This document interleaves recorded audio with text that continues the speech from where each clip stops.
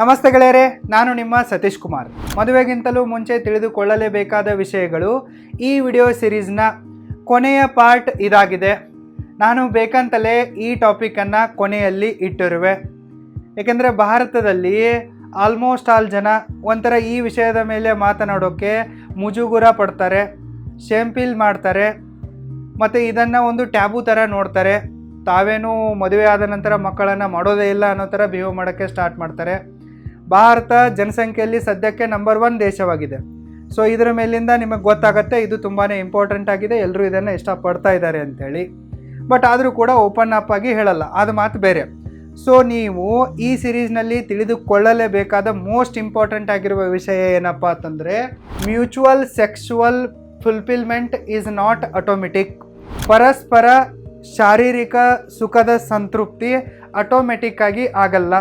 ಸದ್ಯಕ್ಕೆ ಭಾರತದಲ್ಲಿ ಹೆಂಗಾಗಿದೆ ಅಂತಂದರೆ, ಕೆಲಸದ ಒತ್ತಡದಿಂದಾಗಿ ಮತ್ತು ಮಾನಸಿಕ ಖಿನ್ನತೆಯಿಂದಾಗಿ ಬಹಳಷ್ಟು ಪುರುಷರು ಮತ್ತು ಮಹಿಳೆಯರು ದೈಹಿಕವಾಗಿ ದುರ್ಬಲರಾಗುತ್ತಾ ಹೋಗ್ತಾ ಇದ್ದಾರೆ. ಗಂಡ್ಮಕ್ಕಳು ಕೂಡ ದುರ್ಬಲರಾಗ್ತಾ ಇದ್ದಾರೆ, ಹೆಣ್ಮಕ್ಳು ಕೂಡ ದುರ್ಬಲವಾಗುತ್ತಾ ಹೋಗ್ತಾ ಇದ್ದಾರೆ. ಹೀಗಾಗಿ ಅವರು ಈ ಸೆಕ್ಸುವಲ್ ಆ್ಯಕ್ಟಿವಿಟಿಯನ್ನು ಮಾಡುವಲ್ಲಿ ಜಾಸ್ತಿ ಇಂಟ್ರೆಸ್ಟನ್ನು ತೋರಿಸ್ತಾ ಇಲ್ಲ, ಮತ್ತು ಅವರಿಗೆ ಅದನ್ನು ಮಾಡೋಕ್ಕೂ ಕೂಡ ಆಗ್ತಾ ಇಲ್ಲ due to lack of energy. So ಅವರು ಫಿಸಿಕಲಿ ಫಿಟ್ ಆಗಿಲ್ಲ ಅಂತಂದರೆ, ಎಮೋಷ್ನಲಿ ಹ್ಯಾಪಿ ಆಗಿಲ್ಲಪ್ಪ ಅಂತಂದರೆ ಅವರಿಂದ ಸೆಕ್ಸನ್ನು ಎಂಜಾಯ್ ಮಾಡೋಕ್ಕೆ ಆಗಲ್ಲ, ಹ್ಯಾಪಿ ಸೆಕ್ಸನ್ನು ಎಂಜಾಯ್ ಮಾಡೋಕ್ಕೆ ಅವರಿಂದ ಸಾಧ್ಯನೇ ಇಲ್ಲ. ಸೊ ಹೀಗಾಗಿ ಈ ದೌರ್ಬಲ್ಯತೆಯಿಂದಾಗಿಯೇ ಭಾರತದಲ್ಲಿ ಬಹಳಷ್ಟು ಡಿವೋರ್ಸ್ಗಳಾಗ್ತಾ ಇವೆ. ಗಂಡ ಅಂತಾನೆ ನನ್ನ ಹೆಂಡತಿ ನನಗೆ ಬೆಡ್ಡಲ್ಲಿ ಕೋಆಪ್ರೇಟ್ ಮಾಡಲ್ಲ, ಸೊ ಹೆಂಡತಿ ಅಂತಾಳೆ ನನ್ನ ಗಂಡ ನನ್ನನ್ನು ಸಂತೃಪ್ತನೇ ಪಡಿಸಲ್ಲ. ಸೊ ಈ ಲ್ಯಾಕ್ ಆಫ್ ಸೆಕ್ಸುವಲ್ ಪ್ಲೀಸರ್ನಿಂದಾಗಿಯೂ ಕೂಡ ಸಿಕ್ಕಾಪಟ್ಟೆ ಡೈವರ್ಸ್ಗಳಾಗಿವೆ. ನಾನು ಒಂದು ರಿಪೋರ್ಟನ್ನು ನೋಡ್ತಾ ಇದ್ದೆ, 10 ಡೈವರ್ಸ್ ಆಗಿವೆ ಅಂತಂದರೆ ಅದರಲ್ಲಿ ಅಟ್ಲೀಸ್ಟ್ 5ರಿಂದ 6 ಇದೇ ಒಂದು ವಿಷಯಕ್ಕೆ ಸಂಬಂಧಪಟ್ಟಿರ್ತವೆ. ಒಂದು, ನನ್ನ ಗಂಡ ಅಥವಾ ಹೆಂಡತಿ ನನಗೆ ಸೆಕ್ಸುವಲಿ ಪ್ಲೀಸ್ ಮಾಡ್ತಾ ಇಲ್ಲ, ಸ್ಯಾಟಿಸ್ಫ್ಯಾಕ್ಷನನ್ನು ಮಾಡ್ತಾ ಇಲ್ಲ, ನಮ್ಮ ಸೆಕ್ಸುವಲ್ ಲೈಫ್ ಚೆನ್ನಾಗಿಲ್ಲ ಅನ್ನೋದಿರುತ್ತೆ. ಇಲ್ಲ, ಇವಳು ಅಥವಾ ಇವನು ನನಗೆ ಸೆಕ್ಸುವಲಿ ಚೀಟ್ ಮಾಡಿದ್ದಾರೆ, ಅಕ್ರಮ ಸಂಬಂಧ ಇಟ್ಟುಕೊಂಡಿದ್ದಾರೆ ಅನ್ನೋದಾದರೂ ಆಗಿರುತ್ತೆ. ಒಟ್ಟಿನಲ್ಲಿ 10ರಲ್ಲಿ 5-6 ಕೇಸುಗಳು ಈ ಸೆಕ್ಸಿನ ಸುತ್ತಮುತ್ತನೇ ಇರ್ತವೆ. ಸೊ ಅವರು ಕೆಲಸದ ಒತ್ತಡ ಆಗಿರಬಹುದು, ಡಿಪ್ರೆಷನ್ ಆಗಿರಬಹುದು, ಇದರಿಂದ ಅವರು ದೈಹಿಕವಾಗಿ ದುರ್ಬಲರಾಗ್ತಾ ಇದ್ದಾರೆ ಮತ್ತು ಮಾನಸಿಕವಾಗಿ ಕುಗ್ಗುತ್ತಾ ಇದ್ದಾರೆ. ಸೊ ಹೀಗಾಗಿ ಅವರಿಗೆ ಸೆಕ್ಸುವಲ್ ಪ್ಲೀಸರನ್ನು ಪರ್ಫಾರ್ಮ್ ಮಾಡೋಕ್ಕೆ ಆಗ್ತಾ ಇಲ್ಲ. ಸೊ ಇದರ ಕೊರತೆಯಿಂದಾಗಿ ಅವರು ಮುಂದೆ ಹೋಗಿ ಡೈವರ್ಸನ್ನು ತೆಗೆದುಕೊಳ್ತಾ ಇದ್ದಾರೆ, ಸಂಸಾರದಲ್ಲಿ ಜಗಳಗಳು ಬರ್ತಾ ಇವೆ, ಮತ್ತು ಇದೇ ಏನಾಗ್ತಾ ಇದೆ, ಅಕ್ರಮ ಸಂಬಂಧಗಳಿಗೆ ಒಂದು ಕಾರಣವಾಗ್ತಾ ಇದೆ, ಒಂದು ದಾರಿ ಮಾಡಿಕೊಡ್ತಾ ಇದೆ. ಸೊ ಇದು ಮೋಸ್ಟ್ ಆಫ್ ದ ಜನರಿಗೆ ಅರ್ಥ ಆಗ್ತಾ ಇಲ್ಲ. Mutual sexual fulfilment is not automatic. ನಮಗೆ ಸೆಕ್ಸಲ್ಲಿ ಮ್ಯೂಚುವಲ್ ಆಗಿ ಸ್ಯಾಟಿಸ್ಫ್ಯಾಕ್ಷನ್ ಬೇಕಂತಂದರೆ ಅದು ಆಟೋಮೆಟಿಕ್ ಆಗಿ ಬರಲ್ಲ. ಆ ಒಂದು ಸಂದರ್ಭವನ್ನು, ಎನ್ವೈರ್ಮೆಂಟನ್ನು ಮತ್ತು ಮಾನಸಿಕತೆಯನ್ನು, ಮೂಡನ್ನು ನಾವು ಕ್ರಿಯೇಟ್ ಮಾಡ್ಕೋಬೇಕು ಅನ್ನೋದು ಮೋಸ್ಟ್ ಆಫ್ ದ ಕಪಲ್ಸ್ಗಳಿಗೆ ಗೊತ್ತೇ ಆಗಲ್ಲ. ಅವರು ಎಲ್ಲನೂ ಆಟೋಮೆಟಿಕ್ ಆಗುತ್ತೆ. ಮನೆಯವರು ನಮಗೆ ತಂದೆ ತಾಯಿಗಳು ಜನ್ಮ ಕೊಟ್ಟಿದ್ದಾರೆ, ದುಡ್ಡು ಖರ್ಚು ಮಾಡಿ ಎಜುಕೇಷನ್ ಕೊಟ್ಟಿದ್ದಾರೆ, ಈಗ ಲಂಚ ಕೊಟ್ಬಿಟ್ಟು ಅಲ್ಲಿ ಇಲ್ಲಿ ನೌಕರಿನೂ ಕೊಡಿಸಿದ್ದಾರೆ. ಇವ್ರಿಗೆ MLAಗಳಿಗೆ, ಸ್ವಾಮೀಜಿಗಳಿಗೆ ಸ್ವಲ್ಪ ಚಮತ್ಕಾರ ನಮಸ್ಕಾರ ಮಾಡಿಬಿಟ್ಟು ತಮ್ಮ ಬಿಸ್ನೆಸ್ಗಳಿಗೆ ಕೋಟ್ಯಾಂತರ ಫಂಡಿಂಗನ್ನು ಕೂಡ ಕೊಡಿಸಿದ್ದಾರೆ. ಈಗ ಒಳ್ಳೆ ಹುಡುಗ ಅಥವಾ ಹುಡುಗಿಯನ್ನು ನೋಡಿ ಮದುವೆನೂ ಮಾಡಿದ್ದಾರೆ, ಹನಿಮೂನ್ಗೂ ಕೂಡ ಕಳಿಸಿದ್ದಾರೆ. ಸೊ ಎಲ್ಲ ಆಟೋಮೆಟಿಕ್ ಆಗಿದೆ ನಮ್ಮ ಲೈಫಲ್ಲಿ ಅಂತಂದರೆ ಇದು ಕೂಡ ಆಟೋಮೆಟಿಕ್ ಆಗುತ್ತೆ ಅನ್ನೋದು ಅವ್ರ ಭಾವನೆ ಆಗಿರುತ್ತೆ. ಬಟ್ ಇದು ಆಟೋಮೆಟಿಕ್ ಆಗಲ್ಲ. ಇಲ್ಲಿ ನೀವು ಮಾನಸಿಕವಾಗಿ ಸಿದ್ಧರಾಗಬೇಕಾಗತ್ತೆ, ಪ್ರಿಪ್ರೇಷನ್ ಬೇಕಾಗತ್ತೆ.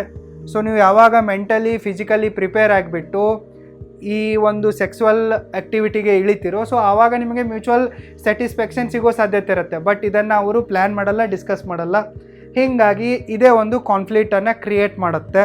ಸೊ ಇದನ್ನು ಅರ್ಥ ಮಾಡಿಕೊಳ್ಳದೆ ಎಷ್ಟೋ ಜನ ತಮ್ಮ ಗಂಡನನ್ನು ಅಸಮರ್ಥ, ಸರಿಯಾಗಿಲ್ಲ, ದುರ್ಬಲ ಅಂತೇಳಿ ದೂರ್ತಾರೆ, ಅವನನ್ನು ಅವಮಾನಿಸ್ತಾರೆ, ಮತ್ತು ಇದೇ ಬೇಸಸ್ ಮೇಲೆ ಡೈವರ್ಸಿಗೆ ಅಪ್ಲೈ ಮಾಡಿ ಬೇರೆ ಬೇರೆ ಆಗ್ತಾರೆ. ಇನ್ನು ಕೆಲವೊಂದಿಷ್ಟು ಜನ ನನ್ನ ಹೆಂಡತಿ ನನಗೆ ಕೋಆಪ್ರೇಟ್ ಮಾಡ್ತಾ ಇಲ್ಲ, ಸೊ ಅವಳು ಸೊಕ್ಕಿನವಳು, ಹಾಗೆ ಹೀಗೆ ಬೇರೆ ಎಲ್ಲಾದರೂ ರಿಲೇಷನ್ಶಿಪ್ ಇರ್ಬೋದು ಅಂಥೇಳಿ ಅವಳನ್ನು ಕೂಡ ಡಿಫೇಮ್ ಮಾಡ್ತಾರೆ, ದೂರ್ತಾರೆ, ಅವಳಿಗೆ ಶಾರೀರಿಕವಾಗಿ ಲೈಂಗಿಕವಾಗಿ ಕಿರುಕುಳ ಕೊಡ್ತಾರೆ, ಅವಳಿಗೆ ಟಾರ್ಚರ್ ಮಾಡ್ತಾರೆ. ಬಟ್ ಇಲ್ಲಿ ದೂರೋದ್ರಿಂದ, ಡಿಫೇಮ್ ಮಾಡೋದ್ರಿಂದ, ಅವಮಾನ ಮಾಡೋದ್ರಿಂದ, ಇಲ್ಲವೇ ಹೊಡೆದಾಡೋದ್ರಿಂದ, ಬಡ್ದಾಡೋದ್ರಿಂದ, ಟಾರ್ಚರ್ ಮಾಡೋದ್ರಿಂದ ನಿಮಗೆ ಮ್ಯೂಚುವಲ್ ಸೆಕ್ಸುವಲ್ ಸ್ಯಾಟಿಸ್ಫ್ಯಾಕ್ಷನ್ ಸಿಗಲ್ಲ, ಸೆಕ್ಸಲ್ಲಿ ನಿಮಗೆ ಸ್ಯಾಟಿಸ್ಫ್ಯಾಕ್ಷನ್ ಸಿಗಲ್ಲ. ಸೊ ನೀವು ಯಾವಾಗ ಪರಸ್ಪರ ಅರ್ಥ ಮಾಡ್ಕೊಂಡು ಇದಕ್ಕೆ ಪ್ರಿಪೇರ್ ಆಗ್ತಿರೋ ಫಿಸಿಕಲಿ, ಮೆಂಟಲಿ, ಎಮೋಷ್ನಲಿ, ಆವಾಗ ನಿಮಗೆ ಸ್ಯಾಟಿಸ್ಫ್ಯಾಕ್ಷನ್ ಸಿಗುತ್ತೆ. ಇಲ್ಲಿ ನೀವು ಮತ್ತೊಂದೇನು ಅಬ್ಸರ್ವ್ ಮಾಡ್ಕೋಬೇಕಪ್ಪ ಅಂತಂದರೆ, both males and females are completely different but have mutual attraction. ಪುರುಷರು ಮತ್ತು ಮಹಿಳೆಯರು ಕಂಪ್ಲೀಟಾಗಿ ಡಿಫ್ರೆಂಟ್ ಆಗಿದ್ದಾರೆ. ಆದಾಗ್ಯೂ ಕೂಡ ಅವರ ಮಧ್ಯೆ ಫಿಸಿಕಲ್ ಅಟ್ರಾಕ್ಷನ್ ಇದೆ. ಗಂಡ್ಮಕ್ಕಳ ಮಧ್ಯೆ ಹೆಣ್ಮಕ್ಕಳ ಮಧ್ಯೆ ಅಟ್ರಾಕ್ಷನ್ ಅಂತೂ ಇದ್ದೇ ಇದೆ. ಇವೊಂದು ಅವರು ಫಿಸಿಕಲಿ, ಮೆಂಟಲಿ, ಸೈಕಾಲಜಿಕಲಿ, ಎಮೋಷ್ನಲಿ ಬೇರೆ ಬೇರೆಯಾಗಿದ್ದಾರೆ. ಗಂಡ್ಮಕ್ಕಳಿಗೂ ಮತ್ತು ಹೆಣ್ಮಕ್ಕಳಿಗೂ ಸಿಕ್ಕಾಪಟ್ಟೆ ವ್ಯತ್ಯಾಸವಿದೆ. ಇಬ್ಬರು ಕೂಡ ವಿಭಿನ್ನವಾಗಿದ್ದಾರೆ, ಕಂಪ್ಲೀಟ್ಲಿ ಡಿಫ್ರೆಂಟ್ ಆಗಿದ್ದಾರೆ. ಫಿಸಿಕಲಿ ನೋಡಿ ಡಿಫ್ರೆಂಟ್ ಆಗಿದ್ದಾರೆ. ಇವರ ದೇಹದ ಸ್ಟ್ರಕ್ಚರ್ ಬೇರೆ ಇದೆ, ಅವರ ದೇಹದ ಸ್ಟ್ರಕ್ಚರ್ ಬೇರೆ ಇದೆ. ಫಿಸಿಕಲಿ ಡಿಫ್ರೆಂಟ್ ಆಗಿದ್ದಾರೆ, ಸೈಕಾಲಜಿಕಲಿ ಡಿಫ್ರೆಂಟ್ ಆಗಿದ್ದಾರೆ. ಇವರ ಒಂದು ಯೋಚನಾ ಒಂದು ಸ್ಟೈಲ್ ಬೇರೆ ಇದೆ, ಅವರ ಯೋಚಿಸುವ ಪದ್ಧತಿ ಬೇರೆ ಇದೆ. ಇಲ್ಲಿ ಸೈಕಾಲಜಿಕಲಿ ಡಿಫ್ರೆಂಟ್ ಆಗಿದ್ದಾರೆ. ಎಮೋಷ್ನಲಿ ಗಂಡ್ಮಕ್ಕಳು ಕೂಡ ಎಮೋಷ್ನಲಿ ಡಿಫ್ರೆಂಟ್ ಆಗಿದ್ದಾರೆ, ಹೆಣ್ಮಕ್ಳು ಕೂಡ ಎಮೋಷ್ನಲಿ ಡಿಫ್ರೆಂಟ್ ಆಗಿದ್ದಾರೆ. ಇನ್ನು ಸೆಕ್ಸ್ವಲಿ ಕೂಡ ಗಂಡ್ಮಕ್ಕಳು ಮತ್ತು ಹೆಣ್ಮಕ್ಕಳು ಡಿಫ್ರೆಂಟ್ ಆಗಿದ್ದಾರೆ. ಸೆಕ್ಸ್ವಲಿ ಹೆಂಗೆ ಡಿಫ್ರೆಂಟ್ ಆಗಿದ್ದಾರಪ್ಪ ಅಂತಂದರೆ, ಗಂಡ್ಮಕ್ಕಳು ಬರೀ ಇಂಟರ್ ಕೋರ್ಸಿನ ಮೇಲೆ ಫೋಕಸ್ ಮಾಡ್ತಾರೆ. ಗಂಡ್ಮಕ್ಕಳ ಜಾಸ್ತಿ ಫೋಕಸ್ ಎಲ್ಲಿರತ್ತಪ್ಪ ಅಂತಂದರೆ ಜಸ್ಟ್ ಇಂಟರ್ ಕೋರ್ಸ್ನ ಮೇಲಿರುತ್ತೆ, ಸಂಭೋಗದ ಮೇಲಿರುತ್ತೆ, ಸೆಕ್ಸಿನ ಮೇಲಿರುತ್ತೆ. ಬಟ್ ಹೆಣ್ಮಕ್ಕಳ ಮೇನ್ ಫೋಕಸ್ ಏನಿರುತ್ತಪ್ಪ ಅಂತಂದರೆ ಲವ್ವಿಂಗ್ ರಿಲೇಷನ್ಶಿಪ್. ಅವರು ಸೆಕ್ಸನ್ನು ಮಾಡೋದಕ್ಕಿಂತ ಮುಂಚೆ ಒಂದು ಲವ್ ರಿಲೇಷನ್ಶಿಪ್ಪನ್ನು ಬಿಲ್ಡ್ ಮಾಡೋಕ್ಕೆ ಇಷ್ಟಪಡ್ತಾರೆ. ಒಂದು ಎಮೋಷ್ನಲ್ ಸಪೋರ್ಟ್ ಸಿಸ್ಟಮನ್ನು ಎಕ್ಸ್ಪೆಕ್ಟ್ ಮಾಡ್ತಾರೆ. ಸೊ ಇದು ನಿಮಗೆ ಅರ್ಥ ಆಗಬೇಕು. ನೀವು ಹೆಣ್ಮಕ್ಕಳಾಗಿದ್ದರೆ ಗಂಡ್ಮಕ್ಕಳ ಮೆಂಟಾಲಿಟಿ ಹೆಂಗಿದೆ, ಅವ್ರು ಏನು ಎಕ್ಸ್ಪೆಕ್ಟ್ ಮಾಡ್ತಾ ಇದ್ದಾರೆ ಎಂಬುದನ್ನು ಅರ್ಥ ಮಾಡ್ಕೋಬೇಕು. ಇನ್ನು ನೀವು ಗಂಡಂದಿರು ಹೆಣ್ಮಕ್ಕಳ ಸೈಕಾಲಜಿ, ಸೆಕ್ಸ್ ಸೈಕಾಲಜಿ, ಸೆಕ್ಸುವಾಲಿಟಿಯನ್ನು ಅರ್ಥ ಮಾಡ್ಕೋಬೇಕು. ಸೊ ನೀವು ಡೈರೆಕ್ಟಾಗಿ ಸೆಕ್ಸನ್ನಷ್ಟೇ ಎಕ್ಸ್ಪೆಕ್ಟ್ ಮಾಡ್ತಾ ಇದ್ದೀರಾ, ಇಂಟರ್ ಕೋರ್ಸ್ ಮೇಲೇ ಫೋಕಸ್ ಮಾಡ್ತಾ ಇದ್ದೀರಾ. ಬಟ್ ಹೆಣ್ಮಕ್ಕಳು ಲವಿಂಗ್ ರಿಲೇಷನ್ಶಿಪ್ಪನ್ನು, ಒಂದು ಎಮೋಷ್ನಲ್ ಸಪೋರ್ಟ್ ಸಿಸ್ಟಮನ್ನು ಫಸ್ಟ್ ಬಿಲ್ಡ್ ಮಾಡಿ ಅದಾದ ನಂತರ ಸೆಕ್ಸಿಗೆ ಬನ್ನಿ ಅನ್ನೋ ಥರ ಅವರ ಮೈಂಡ್ಸೆಟ್ ಇದೆ, ಅವರ ಸೈಕಾಲಜಿ ಇದೆ. ಬಟ್ ಇದನ್ನು ಗಂಡ್ಮಕ್ಕಳು ಹೆಣ್ಮಕ್ಕಳು ಅರ್ಥ ಮಾಡ್ಕೊಳ್ಳಲ್ಲ, ಕಪಲ್ಸ್ಗಳು ಅರ್ಥ ಮಾಡ್ಕೊಳ್ಳಲ್ಲ. ಹೀಗಾಗಿ ಅವರಿಗೆ ಮ್ಯೂಚುವಲ್ ಸೆಕ್ಸ್ ಸ್ಯಾಟಿಸ್ಫ್ಯಾಕ್ಷನ್ ಸಿಗಲ್ಲ. ಸೊ ಇದರ ಬೇಸಸ್ ಮೇಲೆ ಅವ್ರು ಜಗಳ ಮಾಡ್ತಾರೆ, ದೂರ ಆಗ್ತಾರೆ, ತಮ್ಮ ಜೀವನವನ್ನು ನರಕ ಮಾಡ್ಕೊಂಡ್ಬಿಡ್ತಾರೆ. ಸೊ ಹೀಗಾಗಿ ಏನಾಗತ್ತಪ್ಪ ಅಂತಂದರೆ ಈ ಸೆಕ್ಸ್ ಅನ್ನೋದು ಒಬ್ಬರಿಗೆ ಪ್ಲೀಸರ್ ಆದರೆ ಇನ್ನೊಬ್ಬರಿಗೆ ಪೇನ್ ಆಗುತ್ತೆ. ಈ ಸೆಕ್ಸ್ ಅನ್ನೋದು ಒಬ್ಬರಿಗೆ ಸ್ವರ್ಗವಾದರೆ ಇನ್ನೊಬ್ಬರಿಗೆ ನರಕ ಆಗತ್ತೆ. ಸೊ ಇಬ್ರಿಗೂ ಕೂಡ ಸ್ವರ್ಗ ಆಗಬೇಕು, ಇಬ್ರಿಗೂ ಕೂಡ ಪ್ಲೀಸರ್ ಆಗಬೇಕಪ್ಪ ಅಂತಂದರೆ ನೀವೇನು ಮಾಡಬೇಕು, ಈ ಒಂದು ಸೆಕ್ರೆಟನ್ನು ಅರ್ಥ ಮಾಡ್ಕೋಬೇಕು. ಯಾವ ಸೆಕ್ರೆಟು? ಗಂಡ್ಮಕ್ಕಳು ಬರೀ ಇಂಟರ್ ಕೋರ್ಸ್ ಮೇಲೆ ಫೋಕಸ್ ಮಾಡ್ತಾರೆ, ಹೆಣ್ಮಕ್ಕಳು ಫಸ್ಟು ಲವಿಂಗ್ ರಿಲೇಷನ್ಶಿಪ್ಪನ್ನು ಬಿಲ್ಡ್ ಮಾಡೋಕ್ಕೆ ಟ್ರೈ ಮಾಡ್ತಾರೆ. ಸೊ ಈ ಸೆಕ್ರೆಟನ್ನೇ ನೀವು ಅರ್ಥ ಮಾಡಿಕೊಂಡು ಫಸ್ಟಿಗೆ ನಿಮ್ಮ ಪ್ರೈಮರಿ ಲವ್ ಲ್ಯಾಂಗ್ವೇಜನ್ನು ಅರ್ಥ ಮಾಡ್ಕೋಬೇಕು. ಮೊದಲು ಅವಳ ಮನಸ್ಸನ್ನ ಗೆಲ್ಲಬೇಕು, ಇಲ್ಲ ಅವನ ಮನಸ್ಸನ್ನು ಗೆಲ್ಲಬೇಕು. ಇಲ್ಲಿ ಗಂಡ್ಮಕ್ಕಳ ಮೇನ್ ಫೋಕಸ್ ಇಂಟರ್ ಕೋರ್ಸೇ ಇರೋದ್ರಿಂದ ಇಲ್ಲಿ ಅವರನ್ನು ಇಂಪ್ರೆಸ್ ಮಾಡೋ ಅವಶ್ಯಕತೆ, ಮಾನಸಿಕವಾಗಿ ಖುಷಿಪಡಿಸೋ ಅವಶ್ಯಕತೆ ಇಲ್ಲ. ಬಟ್ ಹೆಣ್ಮಕ್ಕಳ ಒಂದು ಪ್ರೈಮರಿ ಸೈಕಾಲಜಿ ಲವಿಂಗ್ ರಿಲೇಷನ್ಶಿಪ್ಪನ್ನು ಬಿಲ್ಡ್ ಮಾಡೋದಾಗಿರೋದ್ರಿಂದ, ಎಮೋಷ್ನಲ್ ಸಪೋರ್ಟ್ ಸಿಸ್ಟಮನ್ನು ಬೇಕು ಅನ್ನೋದಾಗಿರೋದ್ರಿಂದ ಮೊದಲು ನೀವು ಅವಳ ಮನಸ್ಸನ್ನು ಗೆಲ್ಲಬೇಕು. ಅದಾದ ನಂತರ ನೀವು ಅವಳ ಮೈಯನ್ನು ಮುಟ್ಟೋ ಪ್ರಯತ್ನ ಮಾಡಬೇಕು. ನೀವು ಅವಳ ಮನಸ್ಸನ್ನು ಗೆಲ್ಲದೆ ಅವಳ ಮೈ ಮುಟ್ಟೋಕ್ಕೆ ಪ್ರಯತ್ನ ಮಾಡಿದರೆ ಅವಳು ನಿಮಗೆ ಕೋಆಪ್ರೇಟ್ ಮಾಡೋದಿಲ್ಲ. ಇದರಿಂದಾಗಿ ನಿಮಗೆ ಸೆಕ್ಸಲ್ಲಿ ಸ್ಯಾಟಿಸ್ಫ್ಯಾಕ್ಷನ್ ಸಿಗಲ್ಲ. ಮಡದಿಯ ಮೈ ಮುಟ್ಟೋಕ್ಕಿಂತ ಮುಂಚೆ ನೀವು ಅವಳ ಮನಸ್ಸನ್ನು ಮುಟ್ಟಬೇಕು, ಅವಳ ಮನಸ್ಸನ್ನು ಗೆಲ್ಲಬೇಕು. ಸೊ ಯಾವಾಗ ನೀವು ಅವಳ ಮನಸ್ಸನ್ನು ಗೆಲ್ತಿರೋ ಆವಾಗ ಅವಳು ಆಟೋಮೆಟಿಕ್ಕಾಗಿ ಕೋಆಪ್ರೇಟ್ ಮಾಡ್ತಾಳೆ. ಸೊ ನಿಮಗೆ ಸೆಕ್ಸಲ್ಲಿ ಸ್ಯಾಟಿಸ್ಫ್ಯಾಕ್ಷನ್ ಸಿಗತ್ತೆ. ಸೊ ಈ ಒಂದು ಸೀಕ್ರೆಟನ್ನು ನೀವು ಮದುವೆಯಾಗುವುದಕ್ಕಿಂತ ಮುಂಚೆನೇ ಅರ್ಥ ಮಾಡ್ಕೋಬೇಕು. ಗಂಡ್ಮಕ್ಕಳ ಒಂದು ಯೋಚನಾ ಪದ್ಧತಿ ಹೆಂಗಿದೆ, ಫಿಸಿಕಲಿ, ಸೈಕಾಲಜಿಕಲಿ, ಎಮೋಷ್ನಲಿ, ಸೆಕ್ಸುವಲಿ ಗಂಡ್ಮಕ್ಕಳು ಹೆಂಗಿದ್ದಾರೆ, ಹೆಣ್ಮಕ್ಳು ಹೆಂಗಿದ್ದಾರೆ ಎಂಬುದನ್ನು ನೀವು ಮದುವೆಯಾಗುವುದಕ್ಕಿಂತ ಮುಂಚೆನೇ ಅರ್ಥ ಮಾಡ್ಕೋಬೇಕು. ಇದನ್ನು ಬಿಟ್ಬಿಟ್ಟು ನೀವು ಅವರನ್ನು ಫೋರ್ಸ್ ಮಾಡೋದು, ಇಲ್ಲ ಅವರಿಗೆ ಬಡಿ ಹೊಡಿ ಮಾಡೋದು, ಕಿರುಕುಳ ಕೊಡೋದು, ಹೆರಾಸ್ ಮಾಡೋದು ಮಾಡ್ತಾ ಇದ್ದರೆ ಅದೇನಾಗತ್ತಪ್ಪ ಅಂತಂದರೆ sex without love is just a rape. ನಾನು ಇದನ್ನು ಮತ್ತೊಂದು ಸರ್ತಿ ರಿಪೀಟ್ ಮಾಡ್ತೀನಿ. Sex without love it is just a rape. ನೀವು ಪ್ರೀತಿ ಇಲ್ಲದೇನೆ ನಿಮ್ಮ ಲೈಫ್ ಪಾರ್ಟ್ನರ್ನೊಂದಿಗೆ ಸೆಕ್ಸ್ ಮಾಡ್ತಾ ಇದ್ದರೆ ಅದೊಂಥರ ರೇಪ್ ಅಂದಂಗೆ. ನಿಮಗೆ ನಿಮ್ಮ ಹೆಂಡತಿ ಮೇಲೆ ಯಾವುದೇ ಥರನಾದ ಪ್ರೀತಿ ಇಲ್ಲ, ನೀವು ಬರೀ ಪ್ಲೀಸರ್ಗೋಸ್ಕರ ಮಾಡ್ತಾ ಇದ್ದೀರಾ ಅಂತಂದರೆ ಅಲ್ಲಿ ಅವಳ ರೇಪ್ ಆದಂಗೆ. ಇನ್ನು ವೈಸ್ ವರ್ಸ, ನಿಮ್ಮ ಹೆಂಡತಿಗೆ ನಿಮ್ಮ ಮೇಲೆ ಯಾವುದೇ ಥರನಾದ ಪ್ರೀತಿ ಇಲ್ಲ, ಬರೀ ಅವಳು ನಿಮ್ಮ ದುಡ್ಡನ್ನು, ಸಂಪತ್ತನ್ನು ಪ್ರೀತಿಸ್ತಾ ಇದ್ದಾಳೆ, ಬರೀ ನಿಮಗೆ ಬಾಡಿಯನ್ನು ಕೊಡ್ತಾ ಇದ್ದಾಳೆ ಅಂತಂದರೆ ಇಲ್ಲಿ ನಿಮ್ಮ ರೇಪ್ ಆಗಿದೆ ಅಂದಂಗೆ ಅರ್ಥ. ಸೊ ನಿಮ್ಮಿಬ್ಬರ ಮಧ್ಯದಲ್ಲಿ ಪ್ರೀತಿನೇ ಇಲ್ಲ, ಆವಾಗ ನೀವು ಸೆಕ್ಸ್ ಮಾಡ್ತಾ ಇದ್ದೀರಿ ಅಂತಂದರೆ ನೀವೇನು ಅರ್ಥ ಮಾಡ್ಕೋಬೇಕಪ್ಪ ಅಂತಂದರೆ ಇದು ಸೆಕ್ಸ್ ಆಗ್ತಾ ಇಲ್ಲ, ಇಲ್ಲಿ ಯಾವುದೇ ಪ್ರೀತಿ ಇಲ್ಲ ಅಂತಂದರೆ it is a just rape ಅಂತ ಅರ್ಥ ಮಾಡ್ಕೋಬೇಕು. ಭಾರತದಲ್ಲಿ ಮಹಿಳೆಯರ ಮೇಲೆ ಹೊರಗಡೆ ಕೂಡ ಸಿಕ್ಕಾಪಟ್ಟೆ ರೇಪ್ಗಳಾಗ್ತಾ ಇವೆ, ಅದು ಕೂಡ ಬೆಳಕಿಗೆ ಬರ್ತಾ ಇದೆ. ಬಟ್ ಮದುವೆ ಆದವರ ಮೇಲೇ ಅವರ ಗಂಡಂದಿರಿಂದಲೇ ರೇಪ್ ಕೇಸಸ್ಗಳು ಜಾಸ್ತಿ ಇವೆ, ಲೈಂಗಿಕ ಕಿರುಕುಳಗಳು ಜಾಸ್ತಿ ಇವೆ.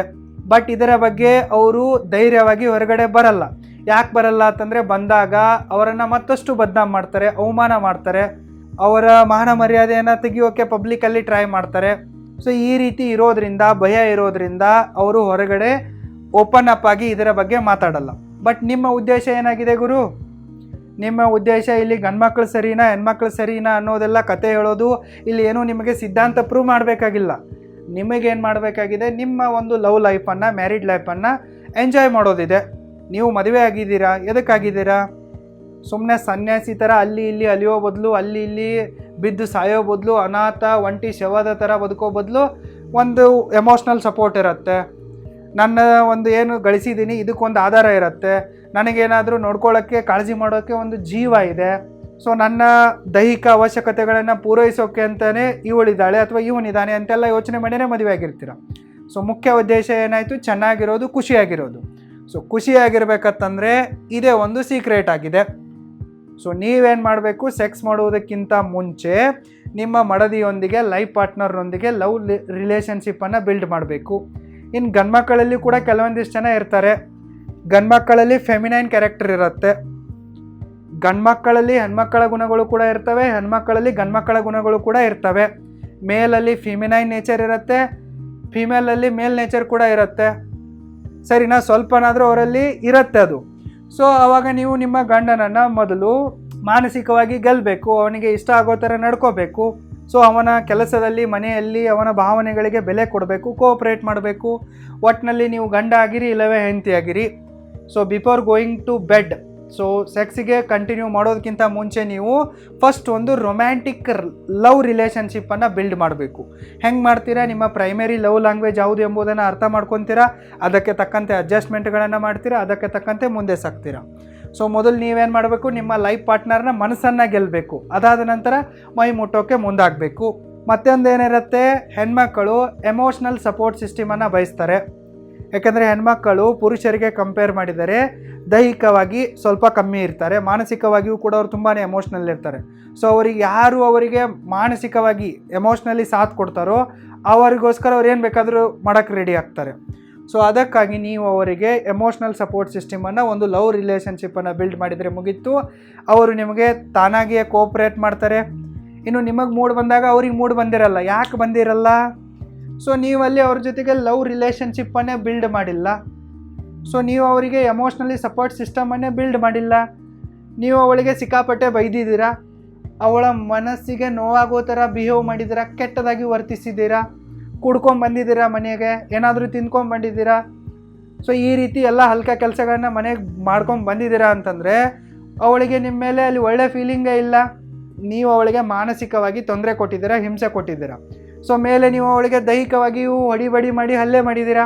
ಸೊ ಹಿಂಗಿದ್ದಾಗ ಅವಳು ಯಾವತ್ತೂ ಕೂಡ ನಿಮ್ಮೊಂದಿಗೆ ಹ್ಯಾಪಿಯಾಗಿರುವ ಸೆಕ್ಸನ್ನು ಮಾಡೋದೇ ಇಲ್ಲ. ಅವಳು ಬಡಿ ನಂದೊಂದು ಡೆಡ್ ಬಾಡಿ ಇದೆ ಅನ್ನೋ ಥರ ನಿಮಗೆ ಸರೆಂಡರ್ ಆಗಿಬಿಡ್ತಾಳೆ. ಯಾಕಂದರೆ ಇದ್ಬಿಟ್ಟು ಅವಳ ಹತ್ರ ಬೇರೆ ಆಪ್ಷನ್ ಇಲ್ಲ. ಸರಿ ತಾನೇ?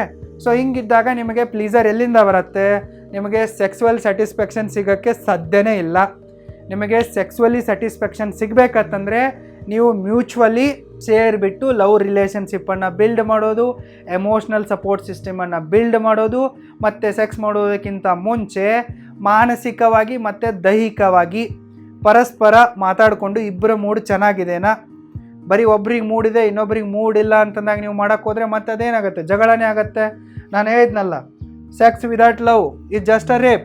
ಲವ್ ಇಲ್ಲದೆ ಸೆಕ್ಸ್ ಮಾಡಿದರೆ ಅದು ರೇಪ್ ಅಂದಂಗೆ. ಸೊ ಮುಂದೇನಾಗುತ್ತೆ? ಅದೇ ಜಗಳ ಆಗುತ್ತೆ. ಇದರಿಂದನೇ ನಿಮ್ಮ ಸಂಸಾರ ಹಾಳಾಗುತ್ತೆ, ಇದರಿಂದನೇ ನೀವು ಜಗಳ ಆಡ್ಕೊಳ್ಳೋಕೆ ಸ್ಟಾರ್ಟ್ ಮಾಡ್ತೀರಾ. ಸೊ ಅದಕ್ಕಾಗಿ ಮ್ಯೂಚುವಲಿ ನೀವು ಈ ಒಂದು ಸಿಸ್ಟಮನ್ನು, ಈ ಒಂದು ಸೀಕ್ರೆಟನ್ನು ಅರ್ಥ ಮಾಡಿಕೊಂಡು ಯಾವಾಗ ಇದಕ್ಕೆ ಮುಂದುವರಿತೀರೋ ಆವಾಗ ನಿಮ್ಮ ಲೈಫು ಸಿಕ್ಕಾಪಟ್ಟೆ ಚೆನ್ನಾಗಿರುತ್ತೆ. ಸೊ ಈ ರೀತಿ ನೀವು ಇದ್ದಾಗ ನಿಮ್ಮ ಸೆಕ್ಸುವಲ್ ಲೈಫನ್ನು ಕೂಡ, ಮೆರಿಡ್ ಲೈಫನ್ನು ಸಿಕ್ಕಾಪಟ್ಟೆ ಎಂಜಾಯ್ ಮಾಡ್ಬೋದು. ಅದಕ್ಕಾಗಿ ಈ ಸೀಕ್ರೆಟನ್ನು ಮದುವೆಗೆ ಮುಂಚೆ ಅರ್ಥ ಮಾಡ್ಕೊಳ್ಳಿ. ಸೊ ಮದುವೆ ಆದ ನಂತರ ನಿಮ್ಮ ಲೈಫ್ ಪಾರ್ಟ್ನರ್ಗೆ ಇದು ಗೊತ್ತಿರದಿದ್ದರೆ ಅವರಿಗೂ ಕೂಡ ಇದನ್ನು ಸರಿಯಾಗಿ ಅರ್ಥ ಮಾಡಿಸಿ ಆವಾಗ ಇದರಲ್ಲಿ ಕಂಟಿನ್ಯೂ ಆಗಿ. ಸೊ ಇದಿಷ್ಟು ವಿಷಯಗಳನ್ನು ನೀವು ಮದುವೆ ಆಗುವುದಕ್ಕಿಂತ ಮುಂಚೆ ಕಂಪಲ್ಸರಿಯಾಗಿ ತಿಳಿದುಕೊಂಡ್ರೆ ಬೆಟರ್ ಅನ್ನೋದು ನನ್ನ ಭಾವನೆ ಆಗಿದೆ. ಸೊ ನಿಮ್ಗೆ ಇಷ್ಟ ಇದ್ದರೆ ಫಾಲೋ ಮಾಡಿ, ಕಷ್ಟ ಆದರೆ ರಿಜೆಕ್ಟ್ ಮಾಡಿ, ನನಗೇನು. ನನಗೇನು ವ್ಯತ್ಯಾಸ ಆಗಲ್ಲ. ಸೊ ನಿಮ್ಮ ಲೈಫು ನಿಮ್ಮ ಇಷ್ಟ. ಸೊ ಇದನ್ನು ಬಿಟ್ಟು ಇನ್ನೂ ಸಾಕಷ್ಟು ವಿಚಾರಗಳಿವೆ. ಸೊ ಅದನ್ನು ನಿಮ್ಮ ಮನೆಯವರು ಖಂಡಿತವಾಗಿಯೂ ಹೇಳ್ತಾರೆ. ನಿಮ್ಮ ರಿಲೇಟಿವ್ಸ್ಗಳು, ಅಂತಂಬಂದರು, ನಿಮ್ಮ ಅತ್ತೆ ಮಾವ ನಾದ್ನಿ ಎಲ್ಲ ಇರ್ತಾರಲ್ಲ, ಹಿತಶತ್ರುಗಳು, ಶಕುನಿಗಳು, ಅವರು ನಿಮಗೆ ಸರಿಯಾಗಿ ಕಲಿಸ್ತಾರೆ. ನೀವು ಕಲಿಯಲ್ಲ ಅಂದರೂ ಕೂಡ ನಿಮಗೆ ಕಲಿಸ್ತಾರೆ. ನೀವು ಲೈಫ್ ಲಾಂಗ್ ನೆನಪಲ್ಲಿ ಉಳಿಬೇಕು. ಆ ರೀತಿ ಮಿಕ್ಕ ಎಲ್ಲ ಸಂಗತಿಗಳನ್ನು ಇವರೆಲ್ಲರೂ ಸೇರಿ ನಿಮಗೆ ಕಲಿಸ್ತಾರೆ. ಅದಕ್ಕಾಗಿ ಆ ಸಂಗತಿಗಳನ್ನು ನಾನು ಹೇಳ್ತಾ ಇಲ್ಲ. ಸುಮ್ಮನೆ ಹೇಳಿ ನಾನು ಯಾಕೆ ವಿಲನ್ ಆಗಲಿ? ನೀವು ಅನುಭವಿಸ್ತೀರಾ, ಅವ್ರು ನಿಮಗೆ ಮಾಡ್ತಾರೆ, ಕಲಿಸ್ತಾರೆ, ಗೊತ್ತಾಗತ್ತೆ. ಸುಮ್ಮನೆ ನಾನು ಯಾಕೆ ವಿಲನ್ ಆಗಬೇಕು? ಇನ್ನು ಕೊನೆಯದಾಗಿ ನಿಮಗೆ ಹೇಳ್ಬೇಕಂತಂದರೆ, ನೀವು ಮದುವೆ ಆಗದ ತಕ್ಷಣ ಇಲ್ಲ ಮುಂಚೆ ಲರ್ನ್ ಟು ಲಿಸನ್, ಕೇಳಿಸಿಕೊಳ್ಳೋದನ್ನು ಸ್ವಲ್ಪ ಕಲೀರಿ. ಬರೀ ಮಾತಾಡೋದಲ್ಲ, ಕೇಳಿಸಿಕೊಳ್ಳಬೇಕಾದ ಸಂದರ್ಭ ಕೂಡ ಇರುತ್ತೆ. ಸ್ವಲ್ಪ ಟಾಲ್ರೇಟ್ ಮಾಡೋದನ್ನು ಕಲೀರಿ. ನಿಮ್ಮ ಆ್ಯಂಗರನ್ನು, ಕೋಪವನ್ನು ಕಮ್ಮಿ ಮಾಡ್ಕೊಳ್ಳೋದನ್ನು, ಕಂಟ್ರೋಲ್ ಮಾಡೋದನ್ನು ಕಲೀರಿ. ಹಾನೆಸ್ಟ್ ಆಗಿರೋದನ್ನು ಕಲೀರಿ. ಮತ್ತು ನಿಮ್ಮ ಬಾಡಿಯನ್ನು, ನಿಮ್ಮ ಗ್ರೂಮಿಂಗನ್ನು, ಡ್ರೆಸ್ಸನ್ನು ಸ್ವಚ್ಛವಾಗಿಟ್ಟುಕೊಳ್ಳೋದನ್ನು ಕಲೀರಿ. ನಿಮ್ಮ ದೇಹ ಕೂಡ ಸ್ವಚ್ಛವಾಗಿರಬೇಕು, ಕೈ ಕೂಡ ಸ್ವಚ್ಛವಾಗಿರಬೇಕು, ಬಾಯಿ ಕೂಡ ಸ್ವಚ್ಛವಾಗಿರಬೇಕು. ಇದನ್ನು ಕೂಡ ನೋಡ್ಕೊಂಡಿಟ್ಕೊಳ್ಳಿ. ಒಳ್ಳೆ ಮಾತುಗಳನ್ನು ಆಡೋದನ್ನು ಕಲೀರಿ. ಕಮ್ಯುನಿಕೇಷನನ್ನು ಇಂಪ್ರೂವ್ ಮಾಡಿ. ಮತ್ತು ನೆಗೋಷಿಯೇಷನ್ ಮಾಡೋದನ್ನು ಕಲೀರಿ. ಅಡ್ಜಸ್ಟ್ಮೆಂಟ್ ಮಾಡೋದನ್ನು ಕಲೀರಿ. ಮತ್ತು ಸಣ್ಣ ಪುಟ್ಟ ವಿಚಾರಗಳನ್ನೆಲ್ಲ ಇಗ್ನೋರ್ ಮಾಡೋದನ್ನು ಕಲೀರಿ. ಈ ರೀತಿ ಯಾವ ಸೂಕ್ಷ್ಮ ವಿಚಾರಗಳಿವೇನೋ ಅವುಗಳನ್ನೆಲ್ಲ ಕಲೀರಿ. ಸೊ ನಾನು ಹೇಳಿರುವ ಮುಖ್ಯ ವಿಚಾರಗಳೊಂದಿಗೆ ಈ ಸಣ್ಣ ಪುಟ್ಟ ವಿಚಾರಗಳನ್ನು ಕಲಿತುಕೊಳ್ಳಿ. ಮತ್ತು ಅದಾದ ನಂತರ ನಿಮ್ಮ ಮದುವೆಯನ್ನು ಮಾಡ್ಕೊಳ್ಳಿ. ಮದುವೆ ಆಗಿದ್ದರೂ ಕೂಡ ಈ ಗೊತ್ತಿಲ್ಲದಿದ್ದರೆ ಇವುಗಳನ್ನು ಅಪ್ಡೇಟ್ ಮಾಡ್ಕೊಳ್ಳಿ, ಇಂಪ್ಲಿಮೆಂಟ್ ಮಾಡಿ. ಸೊ ಇಷ್ಟನ್ನು ಫಾಲೋ ಮಾಡಿದರೆ ನನ್ನ ಪ್ರಕಾರ ನಿಮ್ಮ ಮ್ಯಾರಿಡ್ ಲೈಫು ಖಂಡಿತವಾಗಿ ಸಕ್ಸಸ್ಫುಲ್ ಆಗಿರುತ್ತೆ, ಹ್ಯಾಪಿ ಆಗಿರುತ್ತೆ, ಹೆಲ್ದಿ ಆಗಿರುತ್ತೆ, ವೆಲ್ದಿ ಆಗಿರುತ್ತೆ, ಸಕ್ಸಸ್ಫುಲ್ ಆಗಿರುತ್ತೆ, ಗ್ರೇಟ್ ಲೆವೆಲ್ಗೆ ಹೋಗುತ್ತೆ.